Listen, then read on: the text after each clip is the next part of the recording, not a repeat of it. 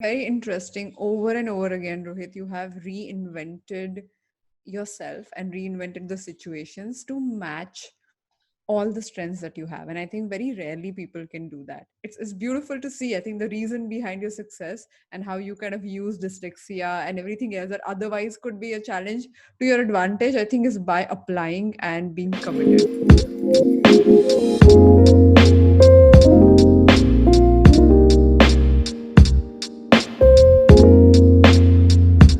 Hi there, welcome to the Absolutely Right podcast. I'm your host Aditi Surana, and this is India's first graphology based leadership show.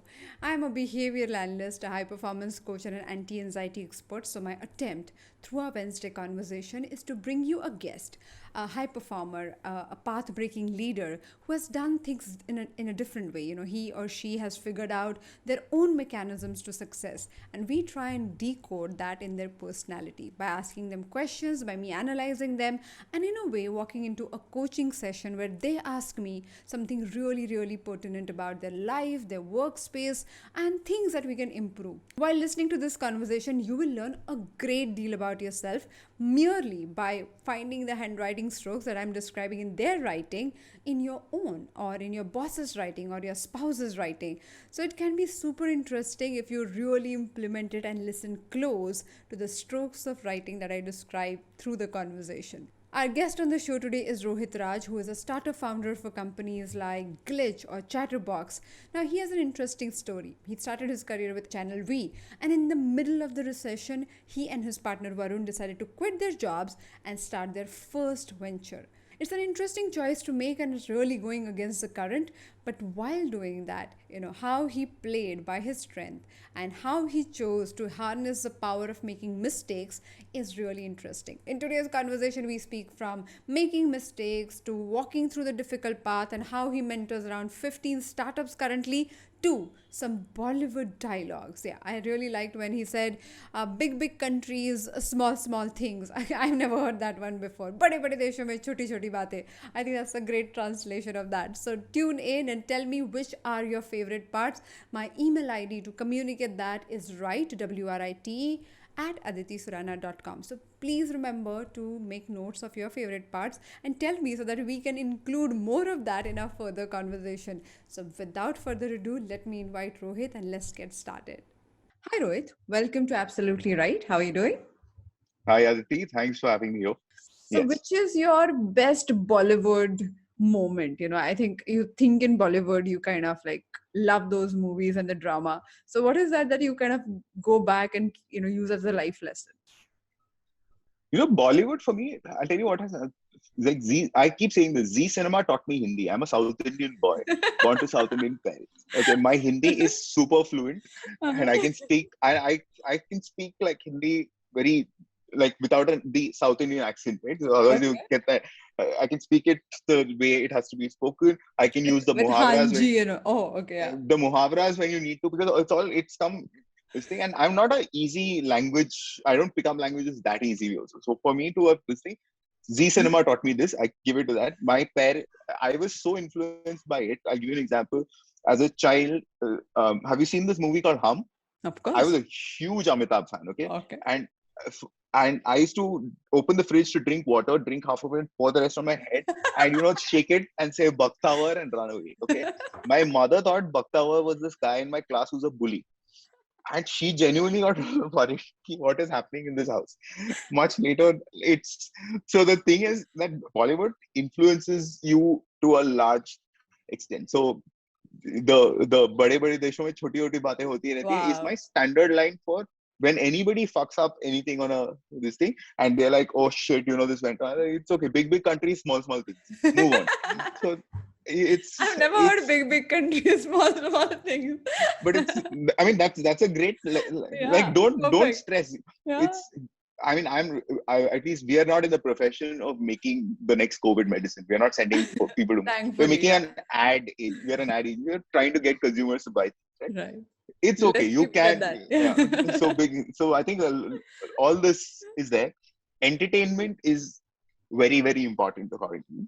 Mhm. I It's agree. no in my industry that I've worked in for the longest time. It's been that nobody has woken up saying that I want to watch an ad. people wake up and say, I'm going to be entertained. If it's an ad that entertains me, great. Right. So that theory is what Bollywood is, right? Which is why cinema has played a big influence in my life. And when I say cinema, it's across everything from a Hum or Mr. India or whatever to like absolute serious bandit queens of the world. So we asked you to write your handwriting sample, which we insisted that you write on a blank, unruled sheet of paper. There's a Yeah, long paragraph that you wrote along with your signature. And that sample is in front of me. And I'm going to talk about certain behavioral aspects that I'm going to analyze your writing for. And you tell us if that's true or not, or if you have any story for us, anything that you resonate with. And we're just going to go with the flow. sure. Sounds very exciting. The first thing that stands out in your writing is your writing is disconnected, or printer's writing is what we say. Every letter is written and there is enough space, and then the other letter comes in, and it is written in that style consistently. Whereas your signature is one single line, you have one R kind of formation, and then it is like the line that continues. So there is a huge difference between who you are and who your uh, what your public image is, how people perceive you. And we say that simply because anybody who has different styles of handwriting and signature, and depending on the degree of deviation, the personality, which is your real personality and public personality. So I say that most people misunderstand you for being something that you're not. And as they spend time with you over the years, they realize, oh, I thought you were, this outgoing kind of a person, but there is other side to you. And people thought that you are always rushing to things and getting the results, but that's not true. You're more driven by the whole experience and detailing. Oh, well, there is a lot of truth in that for sure. But at the outset, let me clarify. I've always liked to write words separately. So this cursive writing, you know how in school there is that Force one you. cursive writing book that's there. I've always hated it, and apparently cursive writing makes you write faster and doesn't. Because I'm also, I think, innately right brain inclined, right? So for Yeah. me, design is a very, very key part. So Mm. in cursive, then if I have to start doing a cursive writing, it has to flow in a certain way. And then I spend more time, so I'll never end up writing fast. So which is what this helped me. When it came to my signature, I was told that, hey, anybody can forge your signature if you don't have a distinctive style. So it needs to go in a certain flow which you're used to doing. So Right. I genuinely sat down with a book and signed. Like this was a design that I decided I wanted the R in that so-called Style. Yeah. small this thing, and then write this on. And I sat and practiced it over multiple pages for me to get it right. So right now it can just sign it as it comes, but Okay. it was a conscious decision to do this as opposed to use my Writing same printing. writing style here, because Mhm. because that then is easily um, replicated or whatever. That's the point that was put forth to me. So I But asked this question to Mr. KV Kamath. That time he was the managing director for ICICI Bank, and I said, is it really true that when we have this forging concept, because his signature was extremely legible, I said, you can't be doing this. You have, asked so many, like the banks have asked so many people to make it illegible. According to him, and I just quote him, he said, if you write in an illegible manner, one, it is easy for someone else to replicate it. And second, it is difficult for us to match it to your own signature. oh, okay, that's see, I got the wrong advice. Yes. I was told it needs to be done in a style. It's more like I was told it's a signature style, right? Yeah. It's Your signature as that signature word style. goes. Yeah, I hear you. I hear you. Yeah. So the thing is, when I walk into a conversation, I have a guard that I do it, right? So there is me, and you will see me as, oh hey, let's talk about 20 things, etc. But there are also 20 things I will not talk to you about. Yes. I will never in my life show my weaker side to you. There is that whole sense that I will never show you a weaker side. You will never catch me emotional. You will never catch me with a tear in my eye and those kind of things ever. These are things I can easily bottle up in the toughest of situations. I can crack a joke and make this thing. It will take that there is that one small clique of people where I will shed that guard, where I will drop the armor and say, okay, Come save me. this is me. I'm This is, hurt. yeah, no, Yeah. yeah. If I'm hurt, I will say I'm hurt only there. But outside of that, no, I won't. So maybe Dr. Jekyll and Miss Hyde is that piece that you're talking about. What you're saying is so beautiful, Rohit, because when we understand introversion, most of the time people understand that either you talk or you don't talk. Either you're social or you're antisocial. But the beautiful interpretation of being an introvert is being emotionally non-responsive, which means not necessarily jumping at an emotional situation, not letting your emotions out. Also, when people get super emotional, you do not empathize by sharing your part of the weak story. Now that is what happens to an introvert. But because most introverts learn how to speak, they are not understood as introverts, right? So I think you you are hit the nail on the head with that particular point. So it's like, there are times when somebody who's wanting to be, who's comes with a serious problem and they're trying to put that out. My first response early on was to make light of that situation, right? So let's laugh about it, so when somebody is super tearing emotional, up. like tearing up, let's make, because I tend to clamp up suddenly. I'm like, oh shit, now what do I do in this?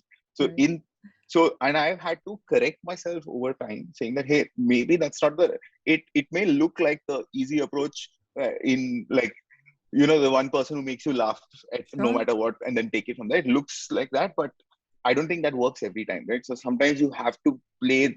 I mean, that empathy needs to come in, but I can never, because one person is crying. So we used to do this in college. We had this exercise where they took us to this place in Panchgani, and it was a Theater. opening up exercise for Yeah. people, etc. And then they showed us a movie which was super emotional, and people talking about their experience.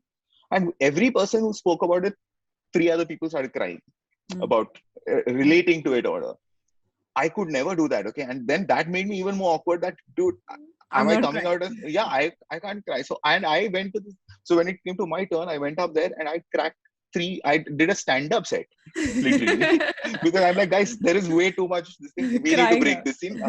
And not, I don't know if people appreciate that or not, but so I haven't had to correct that over time, but I know you hit the nail on the head when you said that. So on a show, if you think what I'm saying is correct, you have to say absolutely right. That's the name of the show. Got it. Absolutely right. But the graphological trait that I'm talking about is the handwriting that goes to the left side. So if you look at your own writing, every vertical line like D, L, T, it moves to the left side. And we believe graphology wise that when you do that, you're actually also holding yourself back. It's like an emotional protection. So natural tendency for you to be interested or emotional in a conversation is to lean forward. And if you're not doing that, you lean backward. Now, that's exactly what handwriting does. It leans backward in that sense without letting your emotions be available out there. Oh, So it's every very, time very interesting. we look at graphology, it's like a body language principle frozen in your handwriting. So there are so many correlations in the way people move their eyeballs, people move their hands, and that is exactly what is represented in the writing. You know, it's beautiful. I fall for it every single time. I'm suddenly wary of saying that I have presented myself with my handwriting to you, where you are deciphering me, where I can't even wear a guard. So if I you are just having a wanted conversation and you are trying to read my face, I swear I can wear a good poker face and make you this thing. But here clearly now I feel like, by the end of this conversation you would have made me that one open book Rohit, out there. now So it is too late. yeah, I know. We gave you multiple Uh, warnings, but now it is too late. Fair enough. I'm very, very intrigued though. Okay. This is a very, very unique format, and congratulations on this Thank you. podcast. Because absolutely right, when I read through this, because you get invited to podcasts, etc., and you're used to, it's the same spiel. This was a super interesting format on that Thank front. So and I actually, one of my questions, and I'll target it basis of what you were telling me, it's saying my handwriting was left inclined, etc. Or at the outset, let me tell you that I'm also dyslexic. So left and right are two things that never came to me, right? you. So it's my dad's made this joke saying that if you ever get a tattoo, make sure it's L and R in your hands. So when you're driving, somebody says left and right, you can just look at your hands and decide what. I'm a But that said, dyslexic myself, so oh I great. hear, I understand exactly what you're saying. Left and right took forever. Yeah. That explains it, right? So now for me, one question was that because you said my handwriting leans to the left. All my life, my everything I've done has been very right brain inclined, right? So which is in the creative space Right. now, and I've done every single stint in career wise, etc., has been very right brain driven. But that doesn't mean my left brain is not uh, the sharpest of them. Because generally, what happens is that when you're creative, you suck at math. Is Right. generally the theory, right? And I've been really good at it, Mhm. right, as a kid, and strangely so. I don't know where it was. It was probably the fact that somebody turned around and said that, "Hey, math is not for you." Mhm. And I said, "Oh, you do what others say you can't," kind of a theory, and I've pushed myself to it. But that really has helped. Now I'm in this position where I have done so much of right brain inclined things that I feel that maybe it's time for me to pivot to a left brain side of things. Okay. Right now, does my handwriting and is this a notion in my head that, hey, I'm not just right brain inclined, I could be left brain too? Or does my handwriting tell you anything of that front, Okay. saying, So before I go ahead and answer that question, I would say that whole idea of right and left brain is kind of debunked by now. So back in the day, there was like this huge emphasis, but I understand where okay, you're coming from. People believed back in the day that if you are driven by creativity, you won't get the other side, which by itself is not true. So depending on what you develop, what you walk into, and how you train yourself, you can absolutely learn any side of the brain. But there are natural inclinations, and people believe that they are lazy enough or they were conclusive enough to not look at the other side at all, and they believe because I'm good at this and because traditionally all the artists and creative people were horrible with numbers, this is how it's going to be. But I think it's a lot to do with how good you are at learning anything. Okay, so first thing that I look at your writing, and I would like to look at that aspect of, are you a great learner or not? So I would say that you are a great learner if you're challenged.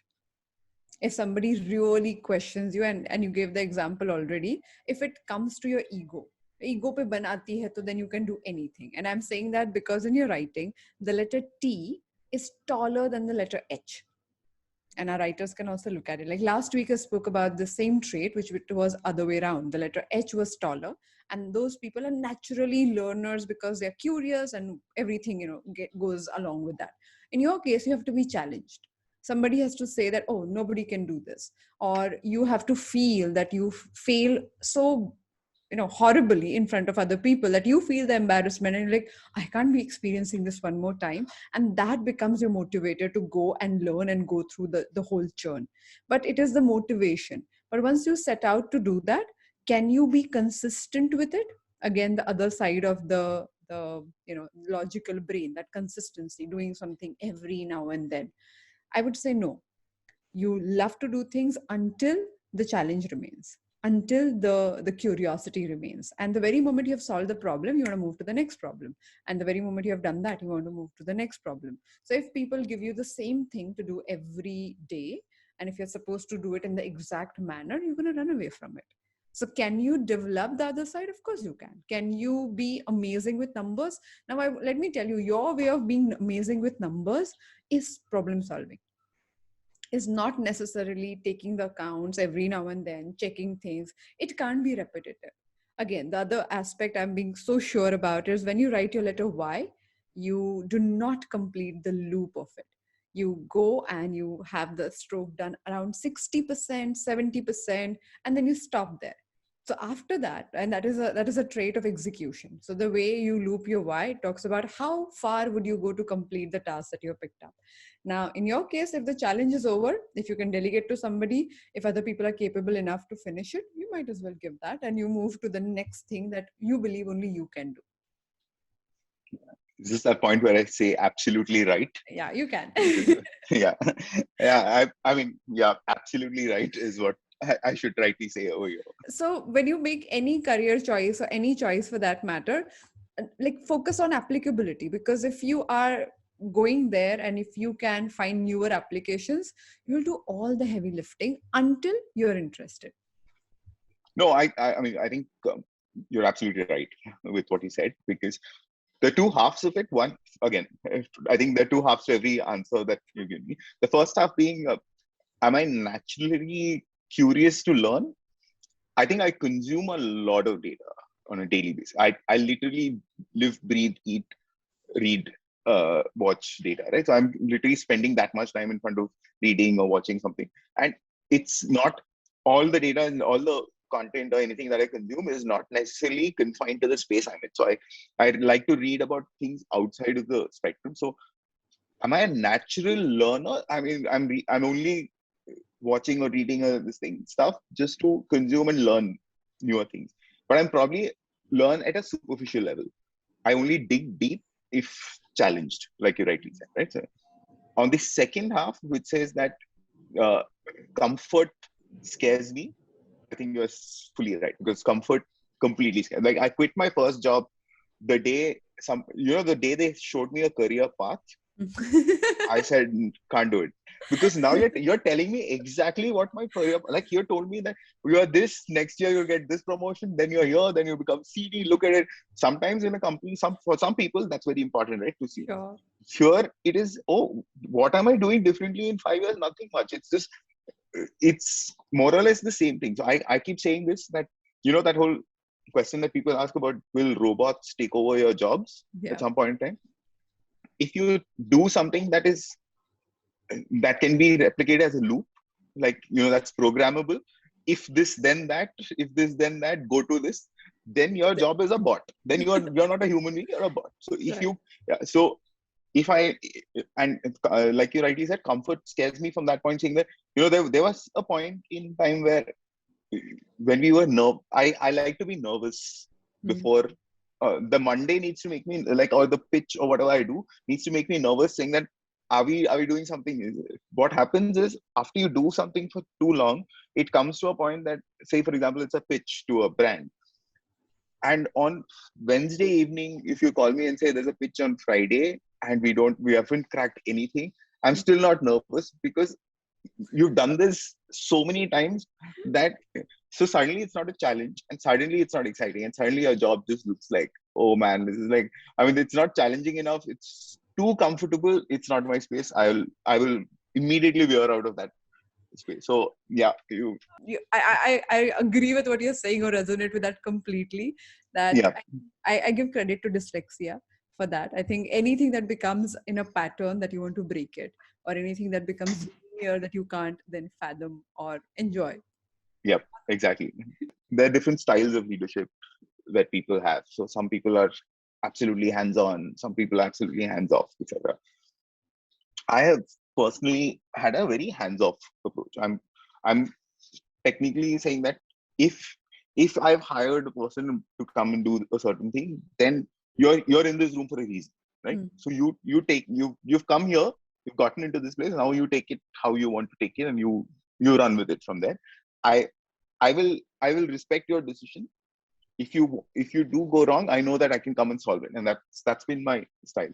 And we were talking about this earlier yesterday as well. So if is that a great thing to so it really works when you're in a smaller setup, right? So Mm. when you have the hands and legs to run and look into, as you scale that kind of uh, you need to either pass that on to more people who will take this culture forward, or that can come falling down. If you throw somebody at the deep end of the pool and that person's like, hey, this is not cool, etc., is not. The question that I have is that it's worked for me at when we were a smaller setup. Mm. It's somewhere that still does work for us in a larger setup, but when it becomes difficult for me to get somebody at a newer stage, like Mm. hire it, hire a leadership because they don't understand this. Today, on my next phase of journey, where I work with a lot of startups, Right. right, where I'm working with them from a mentoring point of view, advising them, etc. On it. Is this a good piece of advice? How does it make sense for a founder to be more hands off in their approach, or let their team run with it? Okay, so now this question has multiple layers. Now, first of all, why do you do it? Why do you think hands-off approach is a good thing? Now, when I look at your writing, one letter which talks about planning and execution has a variation that say, are you a strategist? Now, your lowercase letter f is like an umbrella upside down. It does not have a loop on the top. It doesn't have loop on the bottom. It's just like that umbrella, like most disconnected writers have that umbrella like F. That talks about you being a strategist. You get into any situation, you take the bird's eye view, you look at things that can go wrong and can go right, you evaluate the situation, and then you go, give the responsibility to the other person by giving a clear end point. You're like, okay, do however you like it, but this is the end point that we have to reach, and it's yours. You figure it out. Now, does it work for people? I think it depends on who you're talking to. There are people who are creative. There are people who can deal with challenges. And especially back in the day when you had smaller challenges and you could go and fix the problem, you thrived there. But there is other side of, the janta who believes in wanting to have a clear procedure, a step by step approach. And as per Carl Jung's concept, there are two types of people like that. Now, when you look at their style of functioning, some people really thrive when you do not give them any executionable steps, and there are other people who require it. So, depending on who you're dealing with, as who they are, not who you are, it can change. Got it. So, it's not about the size of the team as much, it is about who are your leaders. If the leaders are challenge driven, if the leaders are like you, who can really throw themselves in the deep end and then figure it out, or as we were speaking about, if they're okay to fail and make mistakes and deal with the mistakes, then it works. But otherwise it won't work.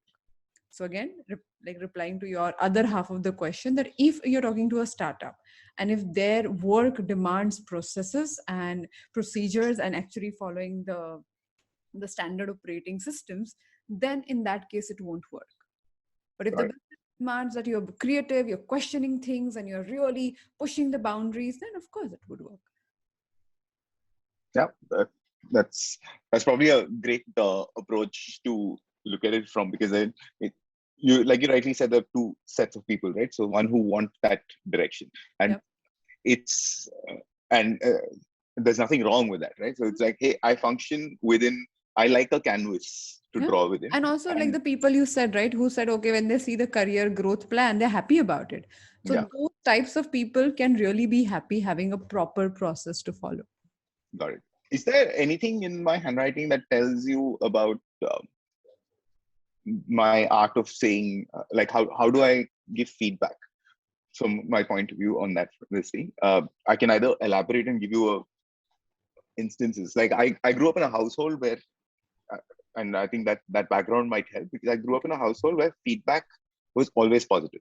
You Okay. cannot give, there was no negative feedback. Like even if, like if for dinner, if something was made and was really not up, like Yeah, it bad. was an experiment, it was really bad, you never say it is really bad. In the at home, it was like, hey, it's very nice. Please don't make it again, right? So that's the kind of upbringing you always have. So always look at glass half full first. No matter, there is always one, like, even if there is only one drop of water in it, let's look at the half full version, whatever is there. We'll Yeah. talk about that, and then we'll talk about what else. Yeah, So but package it, and so that's where I grew up, and that's what is kind of come into me from that front. Now, which then turns around that I never end up saying a hard no, right? So I never, so it's like, okay, you've done this, fair enough. Let's see what has come out of what you've done. It's not, these are the positives, but technically this is it. I mean, even if so, if somebody was to come to you with a design, hmm. right? Or some new startups come to you with a idea that they want to pitch. Hmm. I end up having feedback from a point of view of, I don't know if that can even be improved. So technically, the answer should have been like, guys, this is Horrible. zero on track, right? Okay. Yeah, exactly. I technically should just say, guys, this is horrible. I will not end up saying that. Now, does that mislead people into this? Hmm. Because I have again consciously made an effort to change myself Hmm. somewhere where let's call a spade a spade. Hmm. Because you're also working with, so especially with a startup, I don't want to, if somebody's trying to solve a problem which is not going to take him anywhere, Hmm. and if I don't give him a direct straight up feedback saying, guys, it's a no go, Hmm. and if I start to give him saying, okay, there is some positive, and if he still continues, he's just ruining x amount of life, of years of his life, right? Of course. I don't, so I've had to consciously change that. But does my handwriting tell you anything on that piece? Does graphology talk about it from a point of view of where feedback goes in and what kind of services? So, graphology won't give us that exact answer, but if we look at using graphology to understand the situation and apply graphological understanding to it, then probably I can bring in a different understanding altogether here and can Okay. give you the answer for this. Now, we have this module called APT, where it's India's first mental and emotional fitness gym.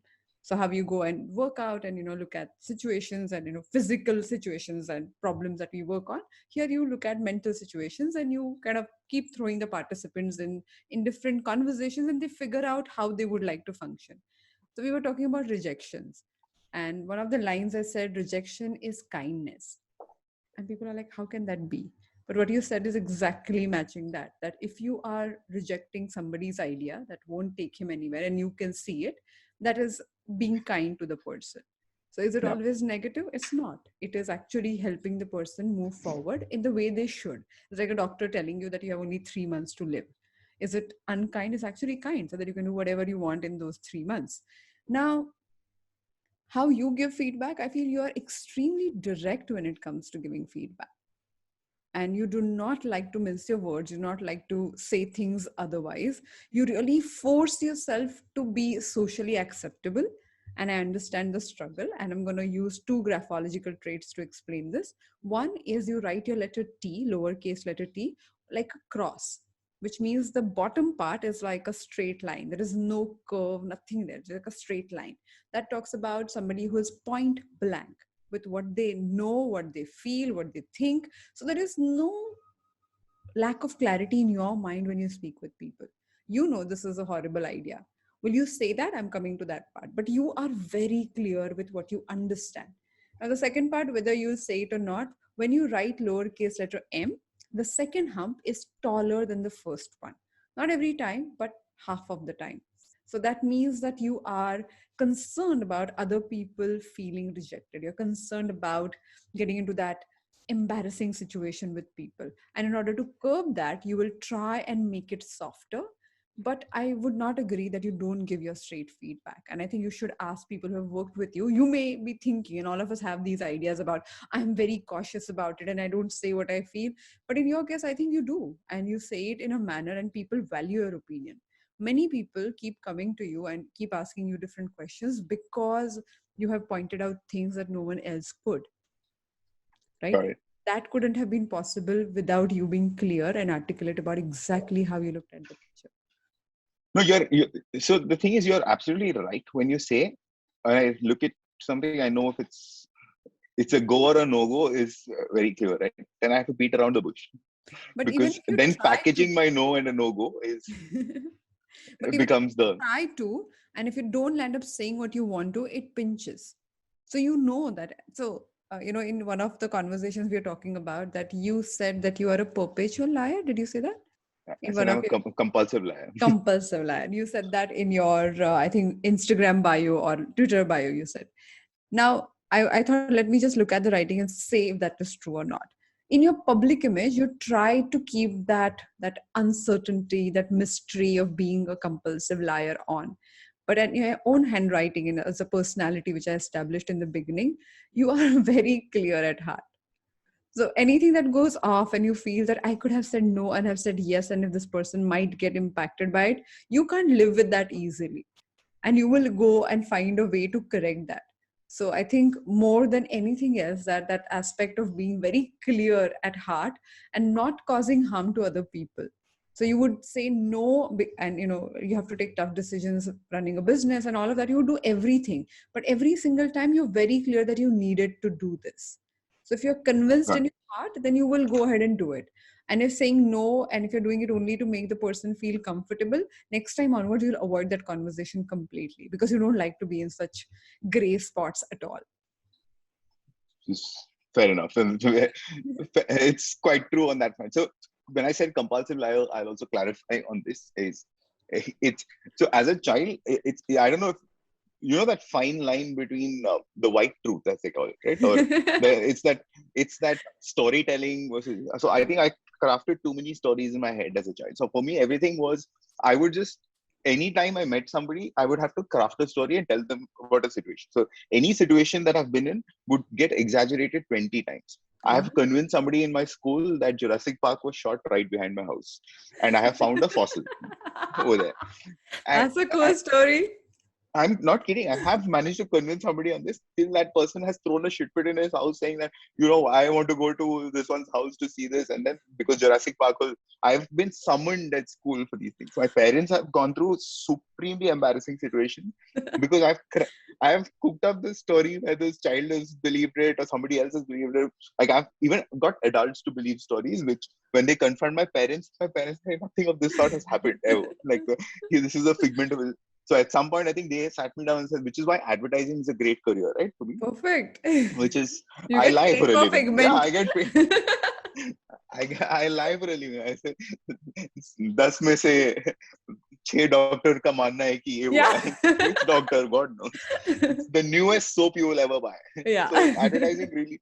So compulsive liar for me was that. So for me, it is any situation, I will exaggerate it 10x to make, if I have to make for me, stories can't be interesting unless you exaggerate it. Otherwise, and life is too boring. So for me, like a documentary, when I watch it, right? So I think there are times I want to watch a documentary, but sometimes documentary can, like, if a real life situation has happened, how people watch movies based on real life and then question saying, yeah, but this never happened. This is exaggerated.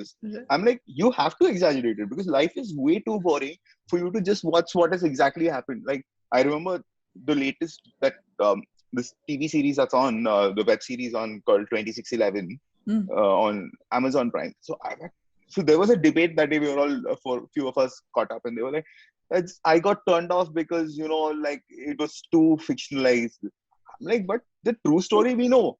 You read it. I like the fact that somebody's adding the drama. I mean, that little drama is needed. Life needs drama. In my So opinion. yesterday you So were talking that no doubt you love Bollywood so much. absolutely, yeah. Yeah. I I think mean, this is where the root comes from. Everything is exactly exaggerated. because I don't want to see what is. I want to. I mean, I like the Karan Johar world Yeah. of this thing because I didn't go to a school in real life. For me, the school I went to was a regular school. Nobody came skateboarding. There was no RJ. There was no helicopter landing.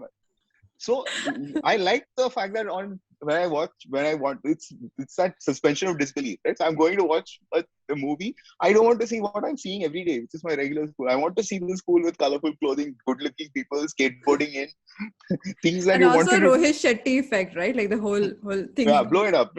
So I watch all kinds of content, like I said. So for me, a David Dhawan film is as exciting for me as uh, any other award-winning Oscar film. I will watch it, but at different points because after a hard day's work, I don't want to be sitting and watching Citizen Kane.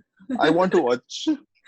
I want to watch whatever. David If Dhawan. it's Kohli number one, I Kohli number one. Like I will try to find whatever little good is there in that. So My genuine question here is then when you started a startup kind of a world, like everything is obviously dramatic, but at the same time tough, especially in the initial years where I want to do 15 things, I want to come up with all these ideas, but that's not always possible or that's not always what you'll end up doing. How did you survive that period? when we started, for example, when we started Glitch, I used to work in Channel V before, and Varun used to work at MTV, and both of us then ended up at Channel V. So Channel V was the space we went there to make certain kind of content because the kind of content that we agreed upon, we resonated with. Right. One day they said that Channel V is not going to be playing music anymore. It's going to make a pivot to something else because the audience has moved away from this to the digital sphere. Right. So that was an opportunity for us to say, hey, if either we pivot with Channel V and start making content for that to sing, or we play to our strengths. So I'm a strong believer that I will only play to my strengths. I will improving a weakness takes too much time. Okay, but when I play to my strengths, so we said, okay, let's start something in the digital sphere where the audience is doing the same kind of content. Now, when we kick that off and you have a end goal, like in terms of where you want to go with it, and at any given point there will be you'll keep encountering folks, right? So from just to give you an example of how when we started doing this as an advertising network, etc., Mm. there was the whole tech revolution that was coming, right? Right. Do we now pivot and Mm. go into a tech focused product? Because tech was always deep in my heart. But when I saw it, the problem that we were solving with glitch, Mm. I don't know how much of it tech could come and replace. Tech could replace, like I said earlier, anything that is replicatable, right? Right.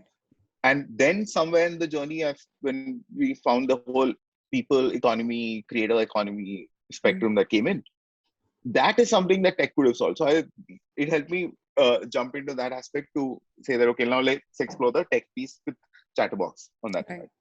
So uh, every day you will have newer and newer ideas that come in, Mm. and but you will have to give your 100% time for an idea to see The the end of the actual. day, right? So Mm. yeah, so in your journey you will more and more ideas will come in. You can always say that, okay, let's make this division and that division and 20 division, but provided all of it lead up to the end game. Just because, say for example, today edtech is the new keyword and everybody's Right. talking about edtech, does not mean that we as an agency say let's start an edtech division. That's not how it works. What uh, but my mind also keeps doing this jump into different situations, right? So what really helps me is that the whole where I work with a lot of startups, Mm. that is for me living vicariously all Mm. the things that I want to do with people who are giving 100% time onto it. I don't have the 100% time, they do. I will Right. only work with them for whatever few hours that I can spare at a given point of week. And so there I have genuinely, there are so many of these young brains, all I only invest in people who are way smarter than me. They're all 10x smarter. They've cracked this thing, etc. So I work with them. So there's something in retail, somebody who's doing something in e-com, somebody who's Mm. doing something in supply chain.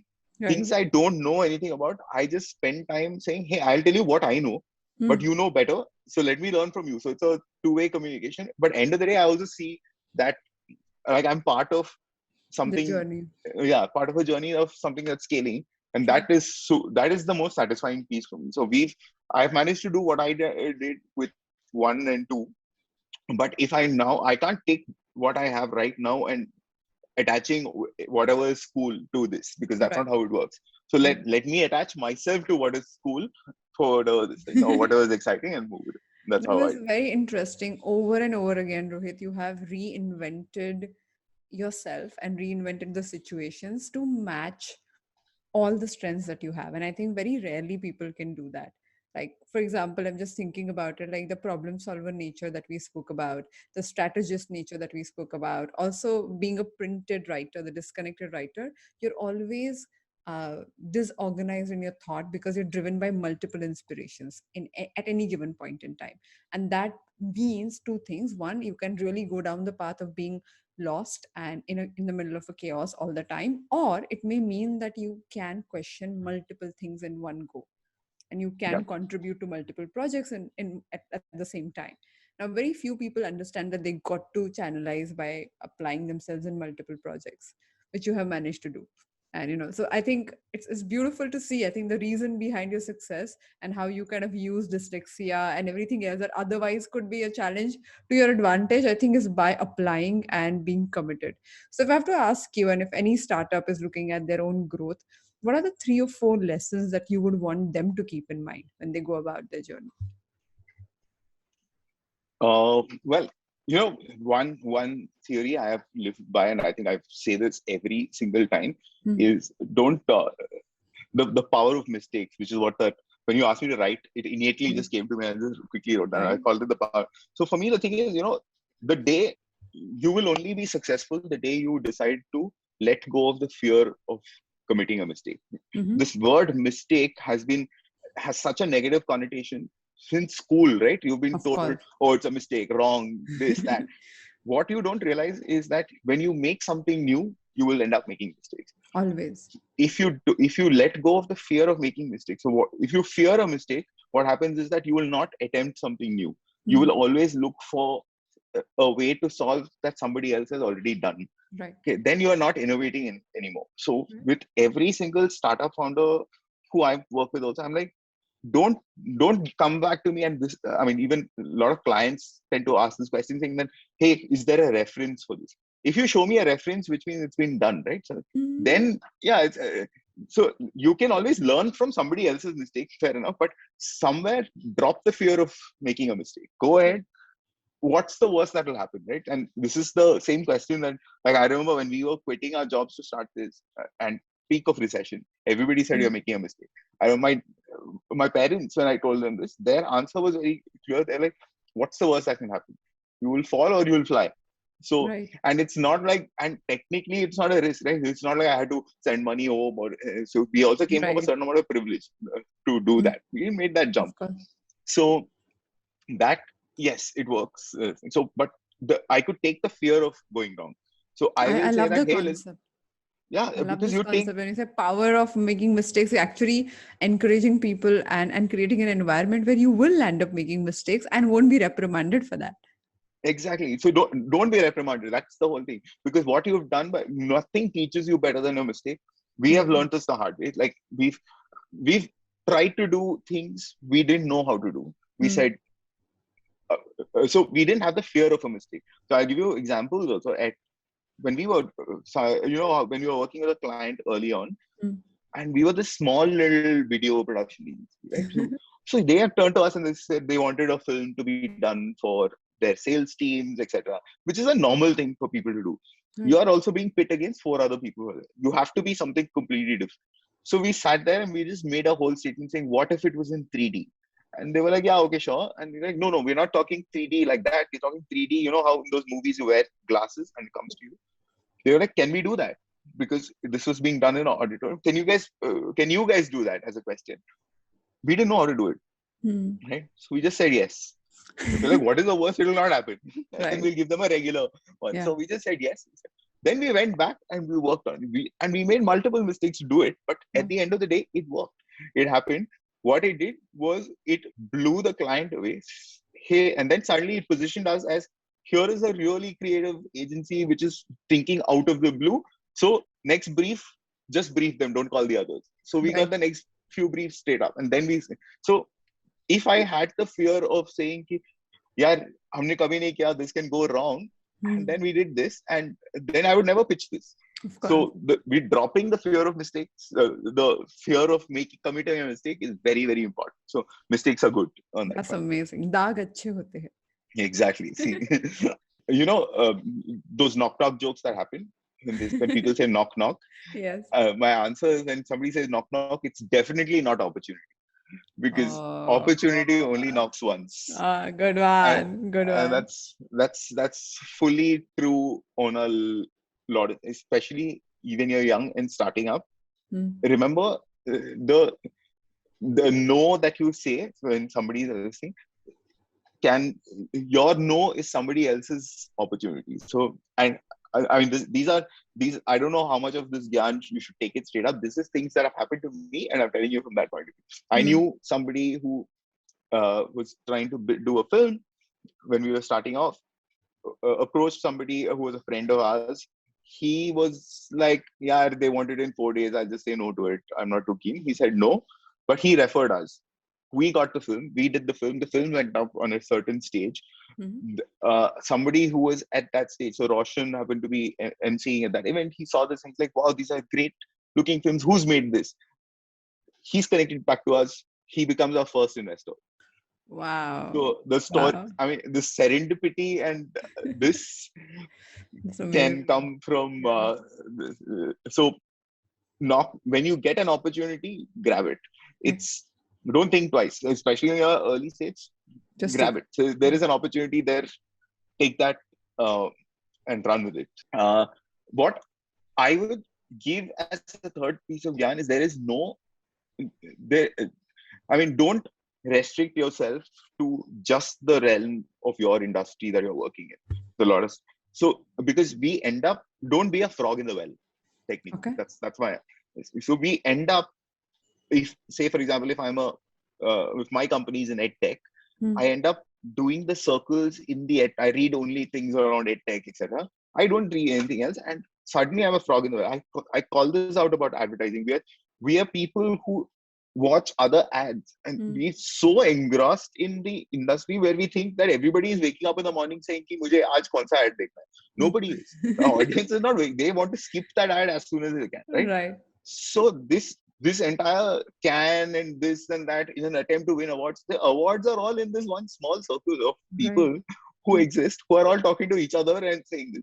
The actual consumer sitting outside. Hmm. So in my thing is, don't restrict yourself just to what your realm is. Always step out, because your consumer, or maybe your product pivot is somewhere one step out. I'll give you an example of a company I was talking to recently. This boy has made this super cool AI driven algorithm, which basically said that if I went, and he was trying to sell it to e-commerce companies, right? So it was, if you went to Myntra and if you were buying a dress that you're Hmm. wearing right now, it would say, see how people have paired it as a button. If you Right. pressed it, it would find all the people on the internet who have worn a similar dress and say, show you images of that. Okay. His algorithm basically was able to decipher what your dress was and who else has worn it with a Right. picture on the internet, and match the two and put that together. Hmm. Great idea, right? And now he's selling it from e-com company to e-com company to e-com company. The magic of that idea actually is for him to step back and say, let me see what my consumers are. What is happening is that you have an Instagram page. Right. If with the same tech, I can make your Instagram page shoppable and Hmm. you make money off it, isn't that beneficial? More beneficial, because now my consumer base is not the 8 to 10 e-com companies. My Hmm. consumer base is the 5 million creators or the 8 million creators that exist. Wow. So it was important. And Wow. the thing is, it's easy for you to fall in that bubble and just work within that B2B spectrum, saying, okay, what else will Myntra need? Let me build for Myntra. Till somebody else who's seeing it from a completely different perspective, saying, you are not building for Myntra. You can beat Myntra at its own game with this. Hmm. And now that person's pivoted, Hmm. now the company is called Shop My Look. And anybody Nice. can go and make their Instagram page shoppable. Hmm. Then the ask was, if you will become a frog in the well and if you just work within trying to find a way to solve the problem. I the brief is 3D, as I call it, Right. because you Sorry, and sorry. What? because What did you say? Repeat that. I said the brief, Hmm. the brief that you get to solve something, right? Hmm. The problem statement is always three-dimensional. Okay. Okay, so invariably we end up treating it as a 2D image, as a flat out problem. Right. Actually, step back, there is a depth to it. You might Wow. find something. So it's very, very crucial to look at it from the three-dimensional lens, because what you are solving and what is there is something else. So Rohit, that's brilliant because that's stepping away from the problem and really looking at it objectively is the toughest one. yeah, I love this. Like the whole 3D concept is brilliant. Okay. yeah, because otherwise you're walking with blinders, right? You're like, okay, that's the problem to solve. I'm walking around like this, but hey, open that up. That is just one part of the problem. The actual problem is way bigger. You just step back and you suddenly see that I'm actually solving a bigger problem. Can I just jump 3 steps in? So these are three key pieces of advice I always give. I think that's amazing. I think our listeners are going to really look at it. And if you are considering starting a business, and I don't even think that is important. If you are in any part of the career Yeah, and you're looking at, going to the next level faster in the most smooth manner, then I think all these lessons are applicable there. I think yeah. that That was the amazing. power of mistakes, I think, applies to everybody. And And this is every something walk we of keep, life. every walk of life. We keep saying this. You know how you don't go into a conference room for, say you are a brainstorm, and people don't want to say something because it might be a bad idea. Right. There is no bad idea. There's only ideas.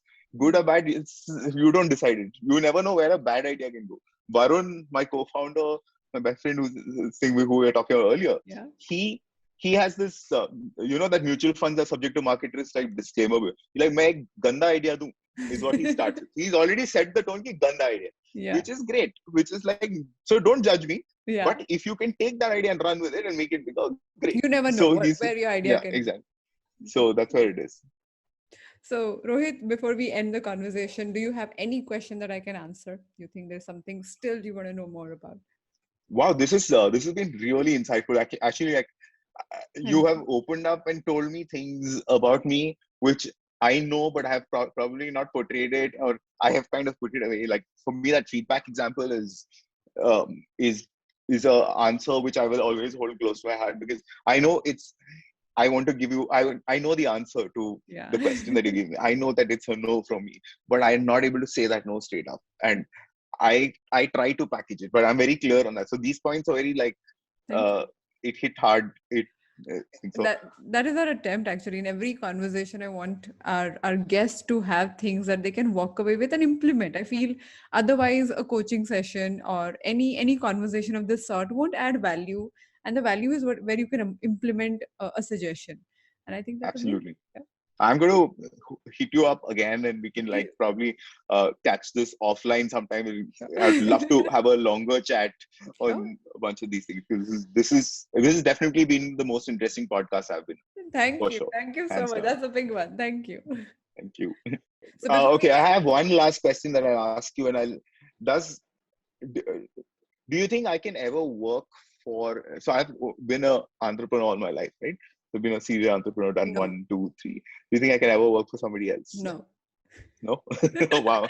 You didn't have to look at my handwriting for this. No.